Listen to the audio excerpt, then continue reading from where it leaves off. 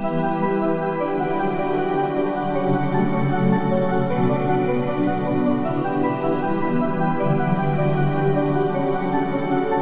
my dear students, me Mukesh Sani welcomes you on IMU Academy YouTube channel. Today we are going to solve worksheet number 55 and worksheet number 56 of class 5 Rajasthan board.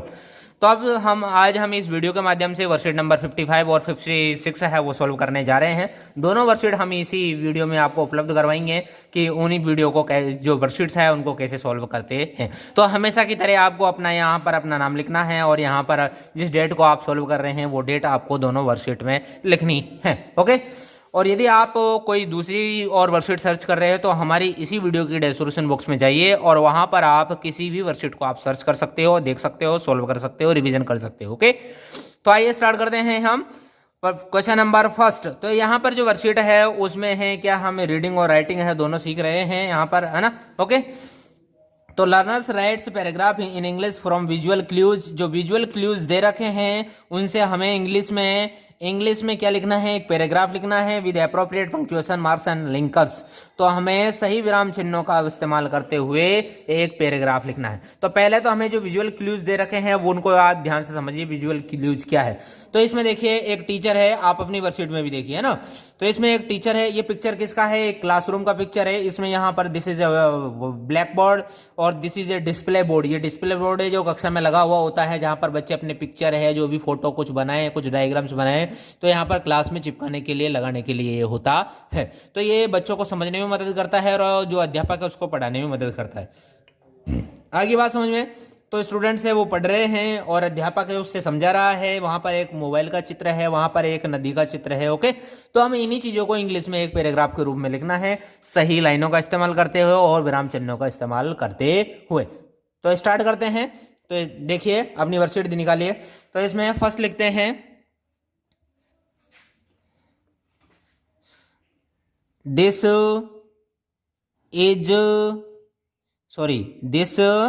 Is a picture of a classroom.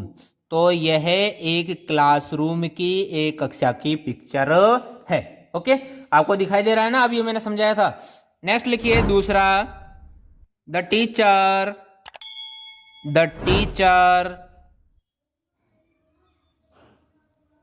Is teaching. जो teacher है वो क्या कर रहा है, teaching अर्थात पढ़ा रहा है। ओके, आगे लिखते हैं सम स्टूडेंट्स, कुछ विद्यार्थी हैं, आर सिटिंग, कुछ विद्यार्थी है वो बैठे हुए हैं, इन द क्लासरूम। जो कक्षा है है ना, CLASSROOM। तो क्लासरूम में कुछ स्टूडेंट्स है वो बैठे हुए हैं। देयर इज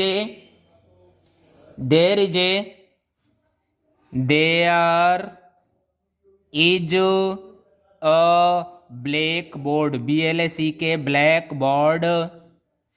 ब्लैक बोर्ड है ना। इन इट अर्थात इसमें, कक्षा में एक ब्लैक बोर्ड है।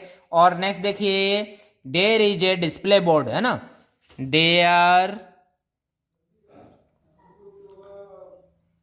Is a display board, BOARD। There is a display board also in the classroom. तो क्लासरूम में एक डिस्प्ले बोर्ड भी है, ऑल्सो का मतलब भी। ओके, तो हमारे सेंटेंस हो गए। इसके बाद में हम लिख सकते हैं क्या लिख सकते हैं, इसमें देखिए पिक्चर में और क्या है, एक मोबाइल का सा चित्र दिख रहा है और एक रिवर का चित्र दिख रहा है ना। आगे लिखिए आपके लिए हम बिल्कुल सीधे सीधे हैं, सरल सरल है वो सेंटेंस हम बना रहे हैं। There is a picture of a river and a picture and a picture of a mobile, तो ये मोबाइल और रिवर का भी पिक्चर है in the display board, display board अर्थात डिस्प्ले बोर्ड में एक मोबाइल का और एक नदी का चित्र है। तो देखिए यहाँ पर जो स्टूडेंट है आपस में डिस्कस कर रहे हैं, तो यहाँ पर हम लिख सकते हैं the students are discussing, DISCUSSING, discussing, ठीक है, ईच अदर, एक दूसरे से वो डिस्कस कर रहे हैं। तो हमारी ये वर्कशीट है, यहाँ पर हमारी जो 55 वर्कशीट है वो यहाँ पर कंप्लीट हो गई। आप इस वीडियो को पॉज करके आराम से लिख सकते हो। ओके, अब आगे हम बढ़ते हैं वर्कशीट नंबर 56 की तरफ। ठीक है, तो अब 56 वर्कशीट में है, आपको यहाँ पर अपना नाम लिखना है हमेशा की तरह, और यहाँ पर डेट है वो नोट करनी है। तो यहाँ पर हमेशा की तरह हम रीडिंग और राइटिंग यहाँ पर सीखने वाले हैं, और यहाँ पर learner connects ideas he she has inferred through the context.